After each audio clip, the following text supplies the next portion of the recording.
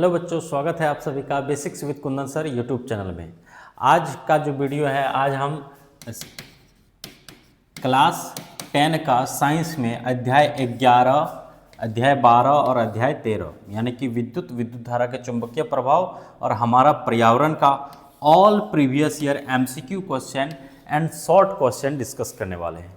इस सीरीज का ये छठा वीडियो है, 6th वीडियो है, ठीक है, जिसमें हमने क्या किया है कि इस सब्जेक्ट का, साइंस का सारा प्रीवियस ईयर क्वेश्चन का एमसीक्यू और शॉर्ट क्वेश्चन को एक सीरीज बना दिए हैं। आपका मात्र इसमें इस पूरे सीरीज में मान लीजिए 100 मिनट का सीरीज होगा, पूरा सीरीज है ना। इस 100 मिनट से आपका एग्जाम में 25 मार्क्स एक नंबरिया क्वेश्चन जो ऑब्जेक्टिव आता है वो 100% बन जाएगा, ठीक है। मात्र इस 100 मिनट के वीडियो में अगर आप 6 सीरीज को अच्छे से देख के याद करके चले जाएंगे तो आपका 100% की 25 मार्क्स आ जाएगा, ठीक है। क्यों? क्योंकि प्रीवियस ईयर से ही क्वेश्चन बनता है एग्जाम में, ठीक है। तो मेरा यही कहना है। तो आज हम चैप्टर विद्युत धारा के चुंबकीय प्रभाव और हमारे पर्यावरण डिस्कस करने वाले हैं। तो पहला क्वेश्चन में आते हैं। विद्युत धारा का एसआई मात्रक क्या है? एसआई मात्रक बताइए। तो एम्पियर, क्या हो जाएगा? एम्पियर। निम्नलिखित में से कौन सा विद्युत परिपथ में विद्युत शक्ति का निरूपित नहीं करता है? मतलब विद्युत शक्ति का फॉर्मूला वो नहीं है। तो आंसर हो जाएगा यहाँ पर आंसर डी, ठीक है।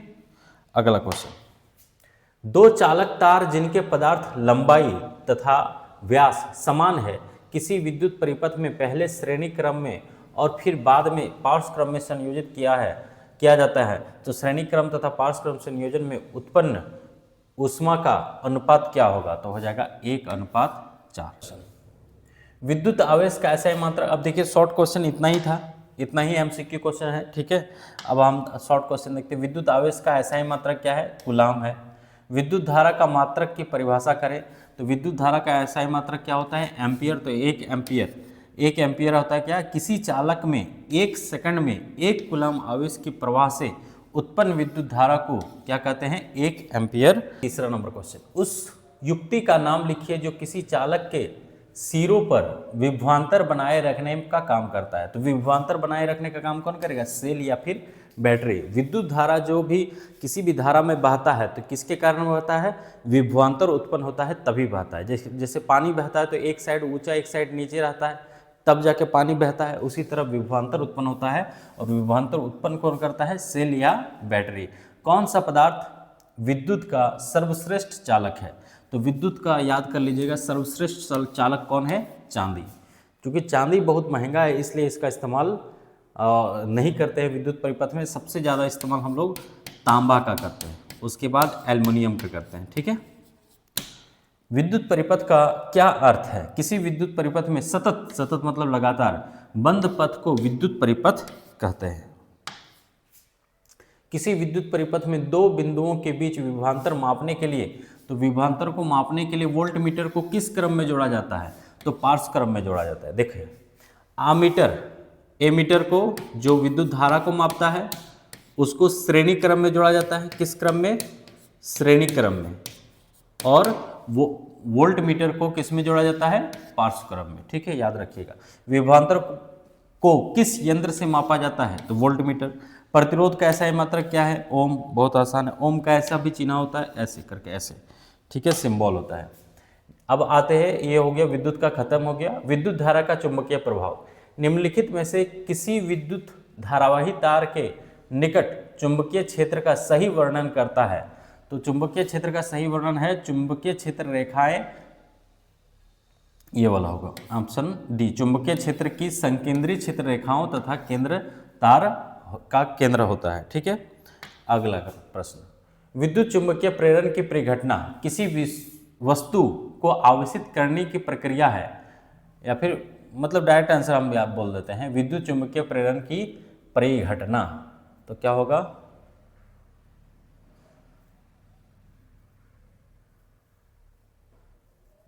कुंडली तथा चुंबक के बीच आपेक्षिक गति के कारण कुंडली में प्रेरित विद्युत धारा उत्पन्न। ऑप्शन हो जाएगा सी। विद्युत धारा उत्पन्न करने की युक्ति को क्या कहते हैं? जो विद्युत धारा उत्पन्न करता है, वैसे ये टॉपिक अब हट चुका है लेकिन फिर भी जनित्र जिसको कहते हैं, ठीक है, अब ये टॉपिक हटा दिया है, मतलब विद्युत धारा प्रेरण जो है वो हटा दिया। किसी एसी जनित्र तथा डीसी जनित्र का मूलभूत अंतर यह है कि क्या अंतर है, ठीक है। तो एसी जनित्र में सर्पी वलय होता है, जबकि डीसी जनित्र में दिक् परिवर्तक होता है, ठीक है।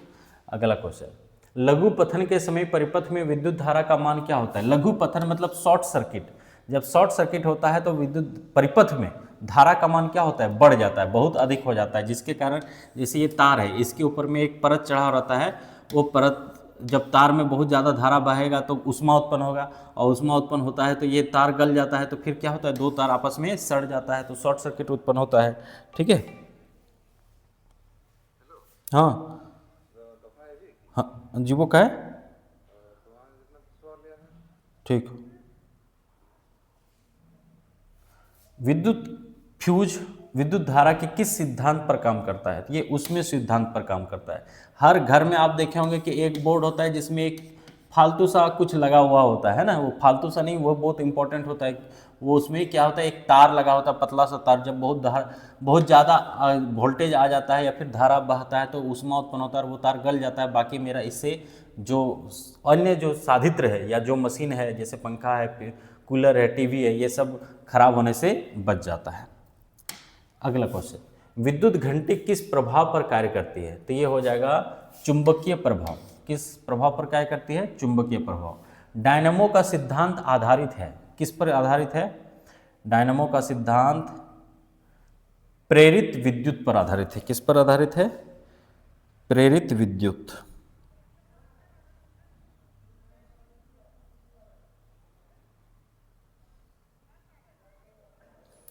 डायनामो का सिद्धांत किस पर आधारित है? विद्युत चुंबकीय प्रेरण पर, ठीक है। विद्युत चुंबकीय प्रेरण, क्योंकि हम बोले कि ये टॉपिक हटा चुका है, ठीक है, इसलिए फिर भी हम देख लेते हैं, अगर पिछला साल पूछा है तो हो सकता है डाल दे। विद्युत बल्ब में कौन सी गैस भरी रहती है? तो निष्क्रिय गैस भरी रहती है, ठीक है। निष्क्रिय गैस यानी कि नोबल गैस। अगर गैस का नाम दे देगा तो क्या दे सकता है? आर्गन। कौन सा गैस भरा रहता है? आर्गन, ठीक है। निष्क्रिय गैस कौन है? हीलियम है, आर्गन है, नाइट्रोजन है। जो पीरियोडिक टेबल भी हटा दिया, तो पीरियोडिक टेबल में जो सबसे लास्ट वाला कॉलम में आता था वो है। विद्युत तन्मय तार किस रंग का होता है? जिस तार में करंट होता है ना, धारा होता है, वो कौन सा, उसमें कौन सा रंग का कलर चढ़ा होता है? तो लाल। लाल चूंकि खतरा का है निशानी, इसलिए लाल, ठीक है। तो आंसर क्या हो जाएगा? लाल। घरेलू विद्युत परिपथ में उदासीन तार उसको बोलेंगे जिसमें करंट नहीं रहता है, धारा नहीं रहता है, करंट नहीं रहता, तो उसमें कौन सा होगा? काला। चुंबकीय क्षेत्र का एसआई मात्रक कौन है? टेस्ला। एलन मस्क की कंपनी है ना, इसी पर आधारित है। तो जो भी है, एलन मस्क का कंपनी आप सुने होंगे, गाड़ी का कंपनी है टेस्ला, तो उसी तरह चुंबकीय क्षेत्र का एसआई मात्रक क्या है? टेस्ला। विद्युत चुंबकीय प्रेरण की खोज किसने की थी? तो फैराडे ने की थी। चुंबकीय क्षेत्र के प्रभाव में विद्युत धारा क्या उत्पन्न करता है? देखो, चुंबकीय क्षेत्र के प्रभाव में विद्युत धारा ऊष्मा उत्पन्न करती है, आकर्षण बल उत्पन्न करता है, चालक पर बल उत्पन्न करता है। तो क्या होगा? चालक पर बल उत्पन्न करता है। चुंबक द्वारा धारावाही चालक पर लगाए गए बल की दिशा ज्ञात की जाती है। किसके नियम से ज्ञात किया जाएगा? फ्लेमिंग के वाम हस्त नियम पर ज्ञात किया जाएगा। ये देखिए, मेरा बायां हाथ है, ऐसे बायां हाथ को ऐसे फैला देते हैं, तो ये जो अंगूठा है ये किस पे? बल की दिशा, ये जो मध्यमा है वो धारा की दिशा है ना, और ये तर्जनी ये चुंबकीय क्षेत्र की दिशा, ठीक है। हमारा पर्यावरण, अब देखिए ये हो गया विद्युत धारा के चुंबकीय प्रभाव। अब आते हैं हमारा पर्यावरण से। निम्न में से कौन से समूह केवल जैव निम्नीकरणीय पदार्थ है? जैव मतलब जिसमें जीव है, तो देखिए समूह का बात कर रहा है, तो घास, पुष्प तथा चमड़ा ये होगा। घास, लकड़ी, प्लास्टिक ये वाला नहीं होगा, है ना। फलों, छिलके, केक, नींबू ये सब ये भी होगा। केक, लकड़ी एवं घास ये भी, ये सब, ये तीनों ग्रुप जो है ये क्या है? जैव निम्नीकरणीय पदार्थ है। अगला, इनमें से मतलब ये सूक्ष्म जीव, ठीक है, बाकी ये सब क्या है? भौतिक कारक है, और ये क्या है? जैविक कारक है। निम्न में से कौन आहार श्रृंखला का निर्माण करता है? आहार श्रृंखला मतलब एक दूसरे से जो खाने का जो चेन बना हुआ है उसको आहार श्रृंखला कहते हैं। जैसे घास, गेहूं, आम ये नहीं होगा। घास, बकरी, मानव, देखो घास को बकरी खाता है और बकरी को मानव खाता है, तो ये एक श्रृंखला बना रहा है। बकरी, गाय, हाथी, ये भी नहीं होगा। घास, मछली, बकरी नहीं होगा, है ना। तो ऑप्शन क्या हो गया? बी। निम्न में से कौन पर्यावरण मित्र व्यवहार कहलाते हैं? तो बाजार जाते समय, मतलब पर्यावरण मित्र मतलब कि जो पर्यावरण के लिए अच्छा हो, है ना। मित्र किसको कहते हैं? जो किसी के लिए अच्छा साबित होता है उसको मित्र कहेंगे। तो इसी तरह पर्यावरण मित्र व्यवहार, हम लोगों को कैसा बिहेवियर रखना चाहिए? तो बाजार जाते समय सामान के लिए कपड़े का थैला ले जाना चाहिए, सही बात है ना। ये नहीं कि हर चीज़ में के लिए प्लास्टिक मांगो। कार्य समाप्त हो जाने पर लाइट तथा पंखे का स्विच बंद करना चाहिए, ये भी सही बात है ना। काम समाप्त हो जाए, जब हम रूम से निकलने लगे तो सारा लाइट ऑफ कर दो ताकि फालतू में बिजली खर्च ना हो। स्कूटर पर जाने के बजाय विद्यालय तक पैदल जाना चाहिए, ठीक है, ये भी बढ़िया बात है। घर से पर्सनल गाड़ी से बढ़िया है कि थोड़ा सा पैदल चल जाओ, इससे थोड़ा एक्सरसाइज भी हो जाएगा। तो यहाँ पर सभी क्या आ जाएगा? ये सभी व्यवहार जो है, बिहेवियर जो है, वो पर्यावरण मित्र है। निम्न में से कौन अजैव निम्नीकरण है? तो जो ये बाकी सब जैव निम्नीकरण है ना। अगला, एक पारितंत्र में निम्नलिखित में से कौन शामिल होता है? कभी जीवधारी, कभी निर्जीव वस्तुएं। जीवधारी और निर्जीव वस्तु दोनों, ये ऑप्शन हो जाएगा। जीवधारी भी शामिल होता है और निर्जीव दोनों शामिल होता है, ठीक है। किसी आहार श्रृंखला में अजैव निम्नीकरण पीड़कनाशियों का प्रत्येक उच्चतर पोषी स्तर पर बढ़ती हुई मात्रा में एकत्रित होते जाना क्या कहलाता है? ये कहलाएगा जैव आवर्धन, ठीक है। निम्न में से कौन एक प्राथमिक उपभोक्ता है? प्राथमिक उपभोक्ता मतलब किसको कहेंगे? देखिए, जैसे घास है, अब घास को कौन खाएगा? सबसे पहले ये प्राथमिक उत्पाद है। क्या है? प्राथमिक उत्पाद। उत्पाद मतलब प्रोडक्ट। अब जो इसका सेवन करेगा, जो इसका सेवन करेगा वो क्या होगा? उपभोक्ता होगा। क्या होगा? उपभोक्ता। तो इसका सेवन, घास का सेवन कौन करेगा? यहाँ में से बताइए, हिरन करेगा। तो इसलिए हिरन क्या है? प्राथमिक उपभोक्ता है। अब हिरन को शेर खा लेगा तो ये द्वितीयक उपभोक्ता हो जाएगा, है ना। हरे पौधों में क्लोरोफिल, सूर्य का प्रकाश की उपस्थिति ग्लूकोज का निर्माण कहलाता है, क्या कहलाएगा? ये बहुत आसान है, प्रकाश संश्लेषण, ठीक है। पदार्थों का अपघटन या पाचन के लिए जिम्मेदार है कौन? एंजाइम। प्रकाश संश्लेषण होता है कहाँ होता है? केवल पत्तियों में, केवल तनों में, पौधे के सभी हरे भागों में। ये इंपॉर्टेंट है, पौधे के सभी हरे भाग, पौधा का जो भी भाग हरा है वो प्रकाश संश्लेषण करेगा, चाहे वो पत्ता हो, चाहे डाली हो, चाहे जड़ हो। जैसे कोई नया पौधा है ना, उसका पूरा बॉडी ही हरा है तो उसका मतलब कि वो पूरा बॉडी से अपना भोजन बना रहा है। खाद्य श्रृंखला में एक पोषण स्तर दूसरे पोषण स्तर तक प्रवाहित होने वाली ऊर्जा का प्रतिशत क्या है? जैसे देखिए, अभी हम लोग धान काटे सब लोग, है ना, और धान से क्या बनाए? चावल बनाए। तो धान का क्या था? एक पौधा था, ठीक है। अब चावल को जो है वो मनुष्य खाएगा। अब इस पौधा को ऊर्जा कहाँ से मिली? सूर्य से मिली, है ना। और ये सूर्य से जो ऊर्जा मिला उसको अपने को तैयार करने में, और जो बच गया उसको धान में स्टोर करके रख दिया। अब ये धान से ये चावल बना और चावल को मनुष्य खाएगा, तो इस चावल से इसको कितना, यहाँ से कितना परसेंट ऊर्जा मिला? 10% ऊर्जा मिला। बाकी 90% क्या कर लिया? ये अपने में खपत कर लिया, ठीक है। तो अगला जो अब इस तरह से आगे बढ़ते रहता है, ठीक है। अगला क्वेश्चन, पारितंत्र के एक जैविक तथा अजैविक घटक का उदाहरण दीजिए। तो जैविक घटक घास हो जाएगा और अजैविक घटक मृदा हो जाएगा। एक मानव निर्मित कृत्रिम पारितंत्र का उदाहरण दीजिए।